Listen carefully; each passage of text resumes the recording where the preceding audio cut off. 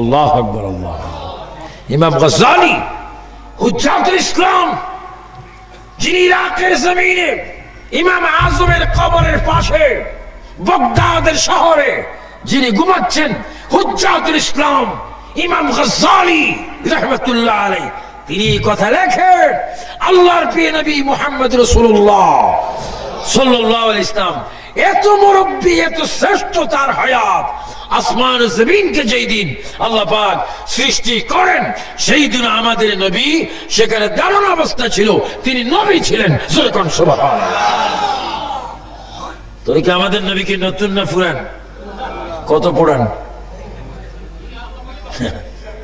আর আজকে সেই নবীকে বলা হচ্ছে আমাদের মতো সাধারণ মানুষ। নাউজুবিল্লাহর আওয়াজটা আরো একটু আস্তে দিবেন না? আরো জোরে বলুন না নাউজুবিল্লাহ। আমি বয়েস ক্লাবের, জুরাইন বয়েস ক্লাবের ভাইদেরকে আমি মোবারকবাদ জানাচ্ছি যে আপনারা ইনশাআল্লাহ দেখবেন কবরে, দেখবেন হাসরে, দেখবেন পুলসিরাতে, দেখবেন মিজান পাল্লার কাছে রাসূল আপনাদের কাছে কাছে থাকবে। কারণ আপনার নবীর পক্ষে মিলাদুন নবী করেছেন, মিলাদুন নবী করেছেন। শুধু মিলাদুন নবী করেননি, লিফলেটে লিখেছেন ইয়া রাসূলুল্লাহ। জোরে বলে কি লিখেছেন? কোন আলেমের মুখে যদি এই কথা শোনেন, নারায়ে তাকবীর, আল্লাহু আকবার, দ্বীন ইসলাম জিন্দাবাদ, বাংলাদেশ জিন্দাবাদ, আল কোরআনের আলো ঘরে ঘরে আলো, মনে করবেন তার মতো অন্ধ আর পৃথিবীতে কেউ নেই। কারণ তুমি ইসলামও বললা, কোরআনও বললা, বাংলাদেশও বললা। বাংলাদেশ যেই নবীর খাতিরে হলো, তুমি যেই নবীর খাতিরে হলা, ইসলাম যেই নবীর খাতিরে হলো, কোরআন যেই নবীর জন্য আসলো, তুমি ওই নবীর নাম নিতে যখন বখিলি করেছো, আল্লাহ বলে তোমার মতো ইবাদতওয়ালা বান্দা আমার কোনো দরকার নাই। আবার উচ্চ স্বরে বলুন না ইয়া রাসূলুল্লাহ। সবাই একটু জোরে জোরে বলুন ইয়া রাসূলুল্লাহ, ইয়া হাবিবাল্লাহ, জোরে ইয়া রাসূলুল্লাহ। এক আওয়াজে সবাই জোরে জোরে বলুন ইয়া রাসূলুল্লাহ। গোসল করায়া কাপন পড়াইয়া, বলেন গোসল করাইয়া কাপন পড়াইয়া। গোসল করাবে, কাপন, তারপরে কি দোতলায় নিবে? আহা, গোসল শেষ, বিদায় গোসল, বিদায় কাপন।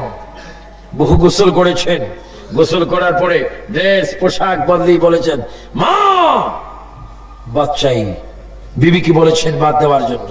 কিন্তু আজকে আপনার গোসল হয়েছে, তিনটি কাপড় আপনাকে পরিধান করে দেওয়া হয়েছে, কিন্তু ঘরে ঢোকার কোনো সুযোগ নয়।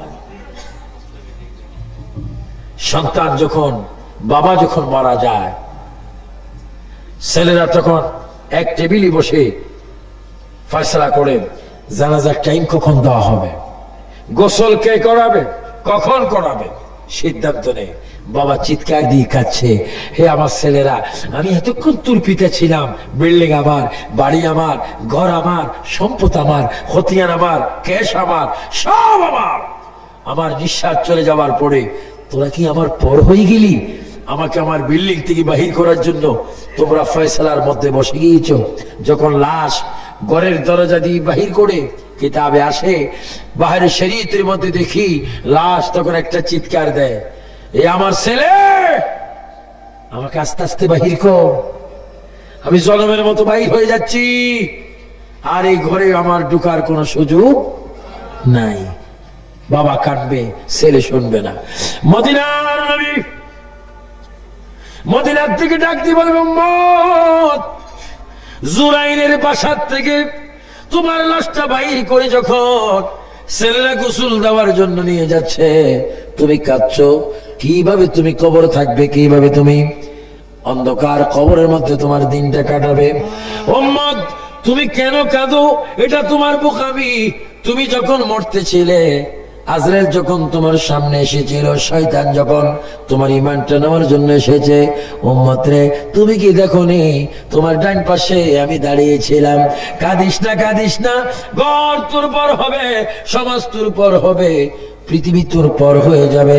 তোমার মধ্যে আমার প্রেম নিয়ে যদি কবরে আসো, তোমার লাশটা কবরের মাটিতে লাগার আগে আমি মদিনার থেকে যাইয়া আমার গোলাম বলি আমি তোমাকে কোলে স্থান দেব। আরো জোরে বলেন সুবহানাল্লাহ।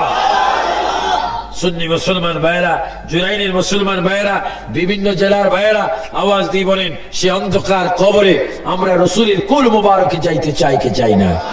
সবাই একটু জোরে জোরে বলুন, গোসল করাইয়া কাফন পরাইয়া, জোরে, গোসল করাইয়া রাখিবে যখন কবরে শোয়াইয়া, লয় গো কোলে গোলাম বলিয়া, ইয়া রাসূলুল্লাহ ইয়া রাসূলুল্লাহ। অন্ধকার কবরে যখন দিবে আমাকে, এই রাস্তার নাম কি? হাজী খুরশেদ আলী সর্দার রোড।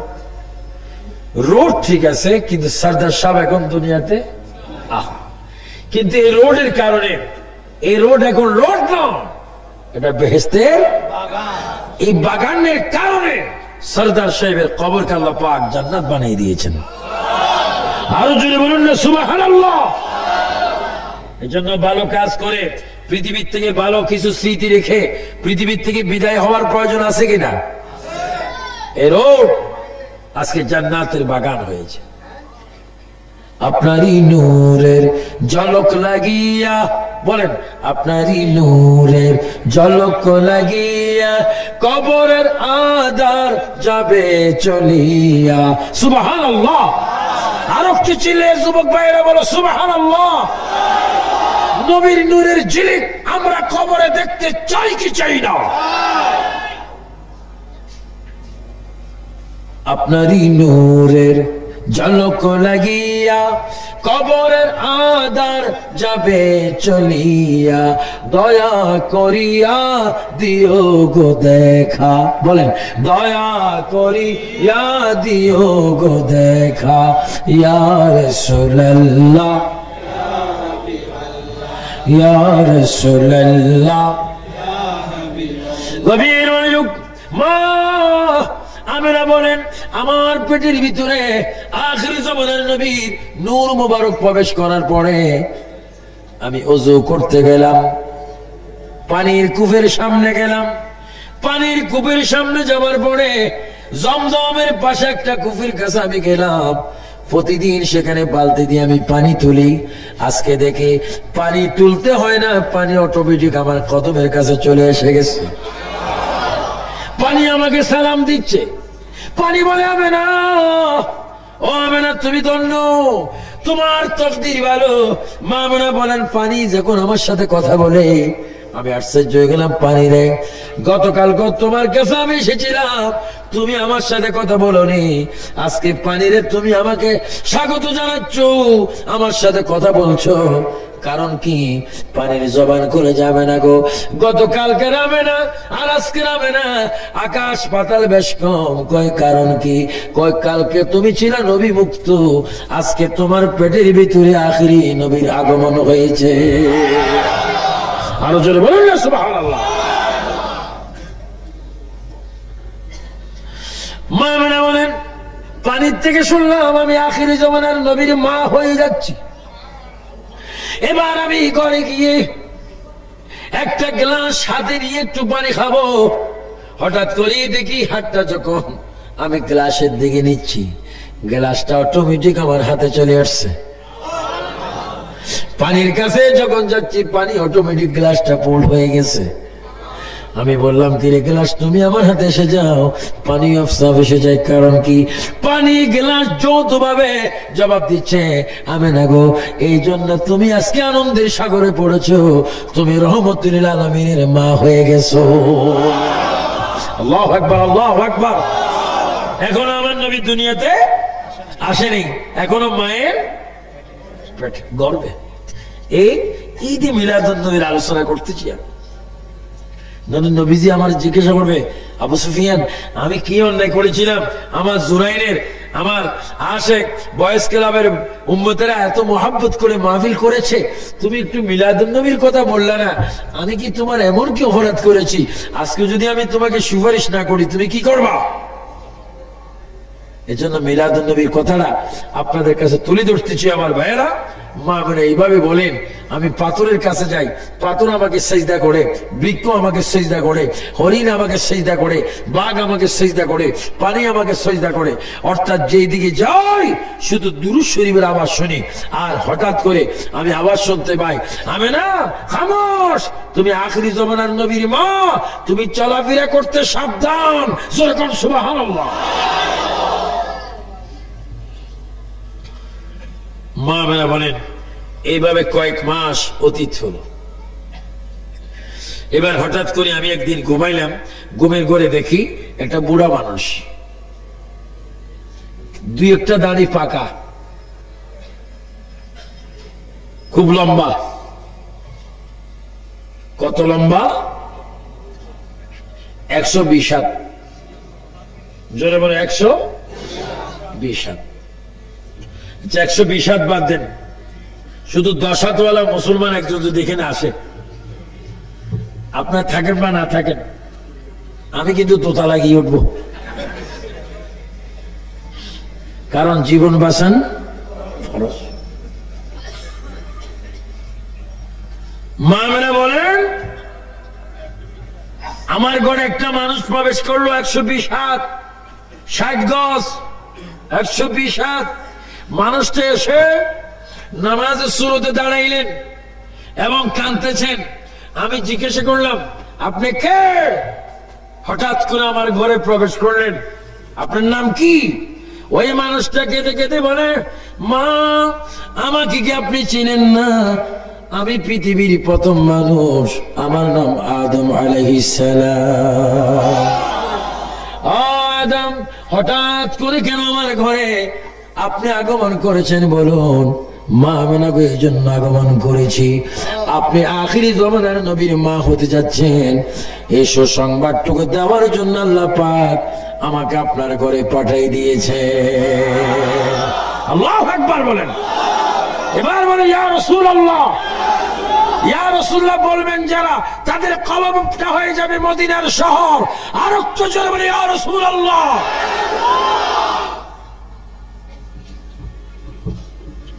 মা মেরা বলেন, আদম আলাইহিস সালাম চলে গেলেন। আবার কয়েক সপ্তাহ পরে একজন মানুষ আমার কাছে আসলো। ওই মানুষটার চুল একটু লম্বা লম্বা, সুন্নতি চুল, বাবলি চুল, চেহারাটা পূর্ণিমা চাঁদের মতো। আমি জিজ্ঞাসা করলাম, আপনি কে? আপনার নাম কি? মা আমাকে কি আপনি চেনেন না? আমি মুসলমান জাতির পিতা, আমার নাম ইব্রাহিম খলিলুল্লাহ। মাগো, আপনার পেটের মধ্যে আখিরি জমানার নবী। এই সুসংবাদটুকু দেওয়ার জন্য আল্লাহ পাক আমি ইব্রাহিম খলিলুল্লাহকে আপনার ঘরে পাঠিয়ে দিয়েছে। সুবহানাল্লাহ, সুবহানাল্লাহ। মিলাদুন নবী, মিলাদুন নবী বুঝলে নিয়ামত, না বুঝলে কিয়ামত। আপনাকে নিয়ামত চান না কিয়ামত চান? আওয়াজে বুঝে যায় কিয়ামত কিছু কিছু চান। আপনার জন্য বলে নিয়ামত চান না কিয়ামত চান?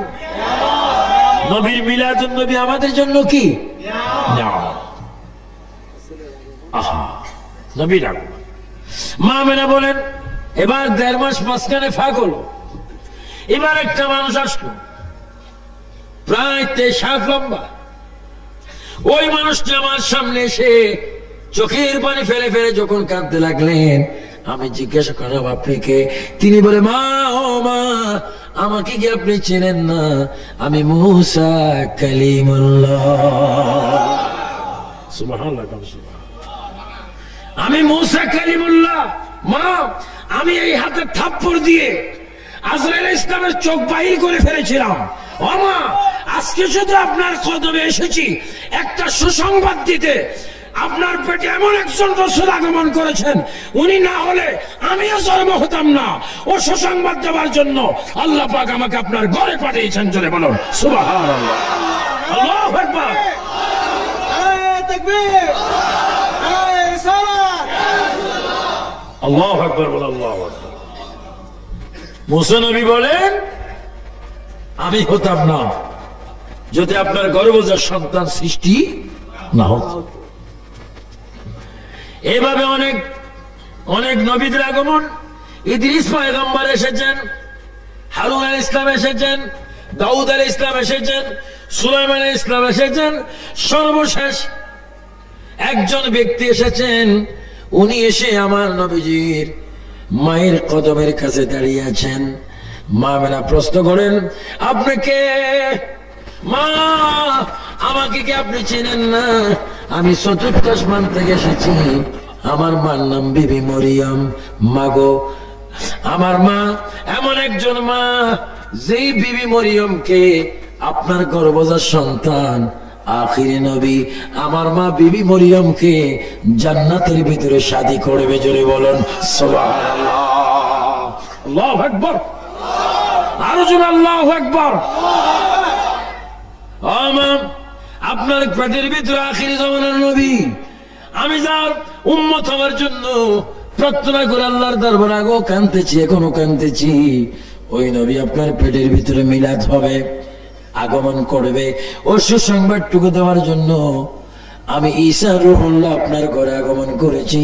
আল্লাহ পাক এই খবরটুকু দেওয়ার জন্য আমাকে পাঠাই দিয়েছে। নবী যেমন, নবীর মিলাদুন নবীও তেমন। আর আজকে অনেকে মিলাদুন নবী করে না। মিলাদুন নবী করা বেদাত। মিলাদুন নবী করে বেদাত না, মিলাদুন নবী করে ইবাদত। যদি বলে মিলাদুন নবী করা কি? আপনি কি বেদাত চান না ইবাদত চান? যিকরুল আম্বিয়ায়ে, হাদিস শুনুন, যিকরুল আম্বিয়ায়ে মিনাল ইবাদাতি ওয়া যিকরুস সালিহিন কাফারা। নবীদের জিকির করলে ইবাদত হয়। মা মানা বলেন, এত খবর শোনার পরও আমার পুত্রদা আমার পেটে আছে, আমি মা খোদার কসম আমি নিজে বলতে পারি না। আপনারা বলুন তো দেখি, কসম দিয়ে বলেন, জুরাইনের এই 3 দিন ব্যাপী ঈদ মিলাদ নবী সাল্লাল্লাহু আলাইহি ওয়াসাল্লাম উপলক্ষে 3 দিন ব্যাপী 13তম এই ইসলামী মহাসম্মেলনে বসে বলেন, আপনাদের কাঁধে 2 জন ফেরেশতা আছে কিনা? আছে। জোরে বলেন, কয়জন? 2 জন। সকলের কাঁধে কয়জন করে? 2 জন। কয় কেজি? 9 কেজি। কয় মন? কয় টন? ওজন নাই। এবার আছে কিনা? আছে। বিশ্বাস হয় কিন্তু মালুম হয় না। মা মেলা বলেন, মুসলমান তোমাদের কাঁধে 2 জন করে ফেরেশতা আল্লাহ পাক দিয়েছেন। কোরআনে বলেন, কিরামান কাতিবিনা ইয়ালামুনা মা তাফআলুন। আল্লাহ পাক 2 জন করে লেখনেওয়ালা ফেরেশতা আমার আপনার কাঁধে দিয়েছেন, কিন্তু আমরা অনুভব করতে পারি না। নূরের কোনো ওজন নাই। আল্লাহর নবীর মা আমেনা বলেন, আমার পুত্র নূরের নবী, নূরের কোনো ওজন নাই, এই জন্য আমি বলতে পারি না। পৃথিবীর অনেক ছেলে মেয়েরা মা বাবার কলিজায় লাথি মারে, আমার পুত্র মোহাম্মদ যতদিন আমার পেটে ছিল আমার কলিজায় পর্যন্ত একটা লাথি মারেনি। মা আমেনা বলেন, রবিউল আউয়ালের চাঁদ আকাশে আসলো, আমার পুত্র পৃথিবীতে আসবেন, সময় হলো। এবার জিবরাইল ইসলাম প্রস্তাব দিলেন, আল্লাহর কাছে প্রস্তাব রাখলেন। কে? আল্লাহ। আখিরি জামানার নবীর মা ঘরে একা একই,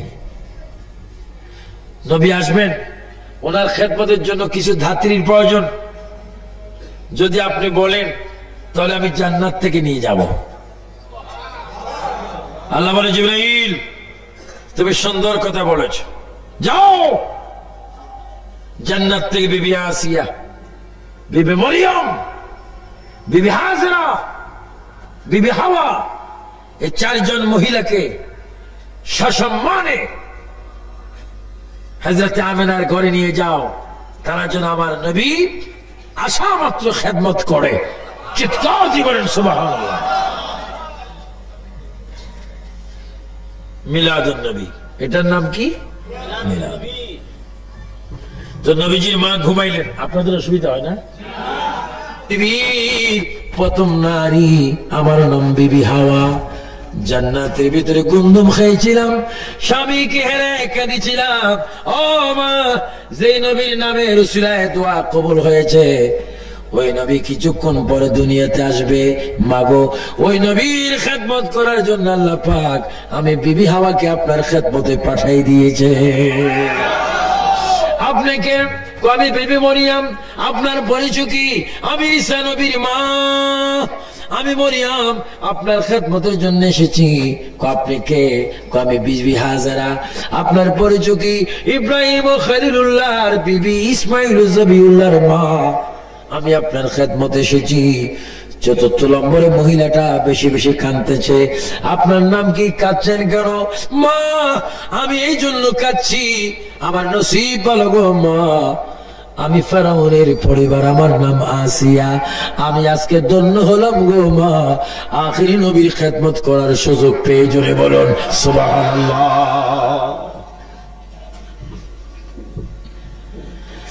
আমার ভাইয়েরা, শুধু একটি মহিলার কথা আমি আপনাদের সামনে তুলে ধরবো। যারা নাকি মিলাদুন নবী মানে না, আমার নবী আগের যুগে ছিল, সেটাও যারা মানে না, তাদের জন্য দাঁত ভাঙ্গা জবাব। হযরতে বিবি আসিয়া ছিল ফেরাউনের স্ত্রী। আমি ফেরাউনকে মিশরে দেখে এসেছি, তাকে মোমের মধ্যে রেখেছে, দেখতে কত বিশ্রী। অনেক দূর থেকে আমি তাকে থুতু মেরেছি, কারণ তার মতো বেয়াদব অসভ্য বড় নাফরমান বান্দার কেউ নেই। সে নিজে নিজে খোদা দাবি করেছেন। আমার ভাইয়েরা, ফেরাউন ছিল মূসা নবীর যুগে, আর মূসা নবীর প্রায় 2300 বছর পরে, মূসা নবীর 2300 বছর পরে আমার আপনার নবী দুনিয়ার মধ্যে আগমন করেছেন। তাহলে বোঝা গেল মূসা আলাইহিস সালামের সাথে সেই আসিয়ার সম্পর্ক সেই যুগে ছিলেন। আসিয়া কেন আমার নবীর ঘরের মধ্যে আসলেন? কিতাবের মধ্যে আসে ফেরাউন নিজকে নিজে খোদা দাবি করেছেন, সবাই তাকে খোদা বলে স্বীকার করতেন।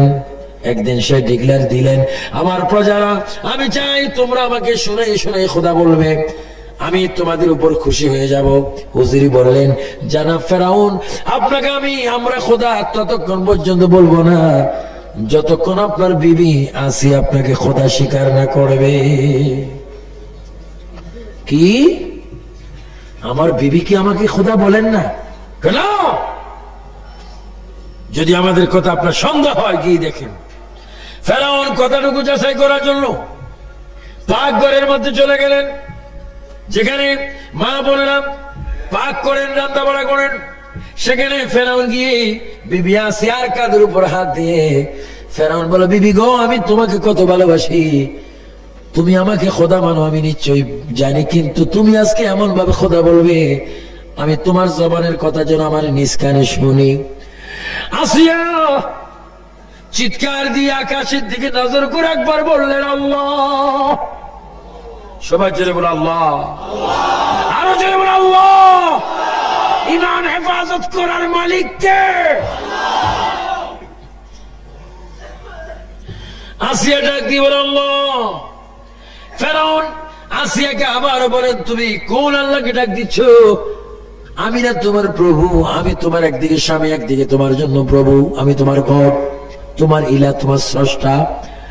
আসিয়া ফেরাউনের পায়ে ধরে বলে, হ্যাঁ প্রাণের স্বামী, এই কথা তুমি আমাকে বলবে আমি কোনদিন ভাবতে পারিনি। তুমি আমার খোদা হতে পারো না, তুমি আমার স্বামী। তোমার পায়ে যদি পচে যায়, রক্ত যদি পচে যায় আমার জিহ্বা দিয়ে, তোমার রক্তগুলা চষে চষে আমি খাবো, আমার চুল দিয়ে তোমার খেদমত করে দিব। তবে তোমার হাতে ধরি, পায়ে ধরি, মহান আল্লাহর সামনে একটা সেকেন্ডের জন্য আমি তোমাকে প্রভু স্বীকার করতে পারি না। সুবহানাল্লাহ, সুবহানাল্লাহ। ঈমান দেওয়ার মালিক কে? আল্লাহ। ফেরাউন গোসা হয়ে গেলেন,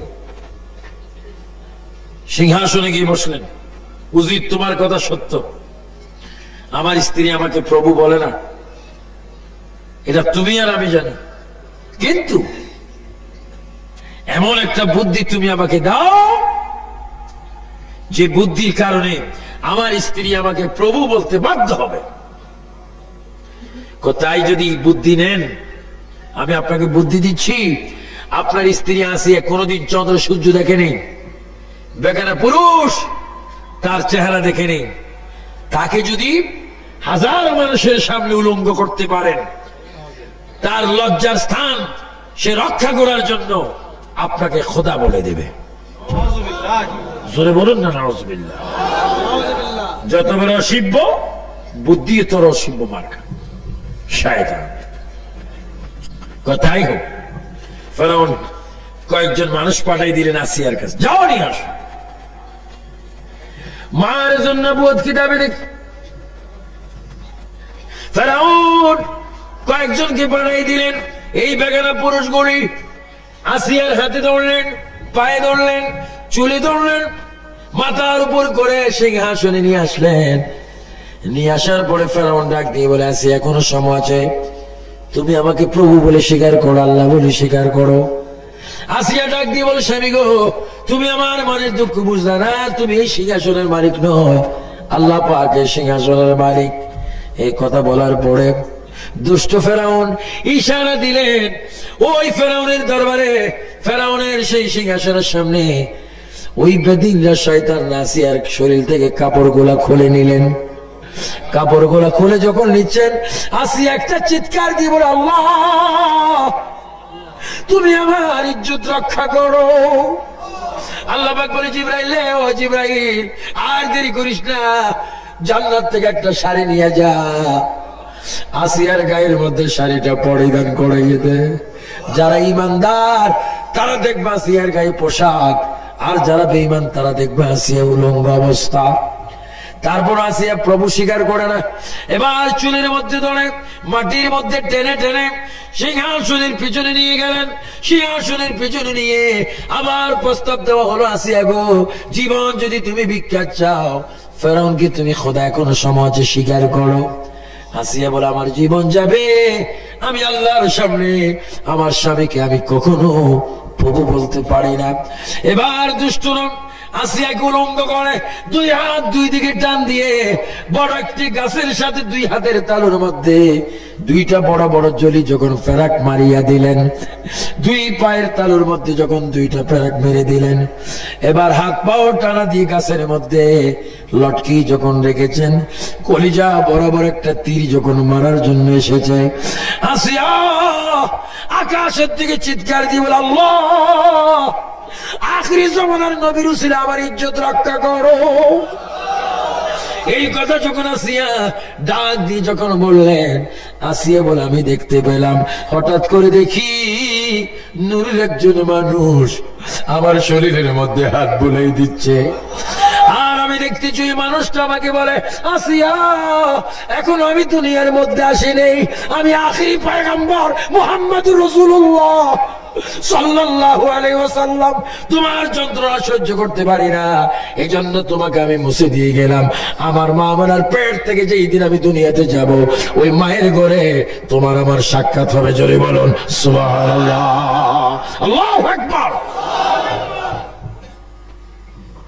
আমার ভাইরা, তাহলে বুঝা গেল সর্বযুগে, সর্বকালে, সর্বসময়ে, সৃষ্টির প্রথম থেকে আজকের দিন পর্যন্ত, আজকের দিন থেকে কিয়ামত পর্যন্ত আর সময় আল্লাহর নবী উম্মতের খবর রাখেন। জোরে কোন সুবহানাল্লাহ। এটা আমাদের বিশ্বাস হয় কি হয় না? আরো জোরে হয় কি হয় না? যেহেতু নবী রাহমাতাল লিল আলামিন। এই জন্য মা আমেনার গড়ে আসিয়া আসলেন। আসিয়া এসে, মরিয়ম এসে, হাজরা এসে, মা হাওয়া এসে খেদমত শুরু করলেন। কি? কেউ পা মালিশ করেন, কেউ মাথার তালু মালিশ করেন, কেউ পাখা করেন, কেউ পেটে মালিশ করেন। চার মহিলা মা আমেনার খেদমতে লেগে গেলেন। মা আমেনা বলেন আমার পেটে কোনো ব্যথা নেই, নাপাক কোনো পানি নেই। হঠাৎ করে দেখি কুদরতি একটা অপারেশন হয়ে গেল। আমার দেশে সিজার হয়, বিকল্প ভাবে সন্তানদেরকে আনা হয়। আল্লাহর কুদরতি ভাবে নবীজি মা আমেনার সিজার হয়ে গেল। কুদরতি অপারেশন যখন হয়ে গেল, মা আমেনা বলেন আমি দেখতে পেলাম জান্নাতের পোশাক পরিধান অবস্থায় আমার পেট থেকে উম্মতি বলে বলে সজদা অবস্থায় আমার পেট থেকে আখির জমানার নবীর মিলাদুন নবী হয়ে গেল। আল্লাহু আকবার, আল্লাহ।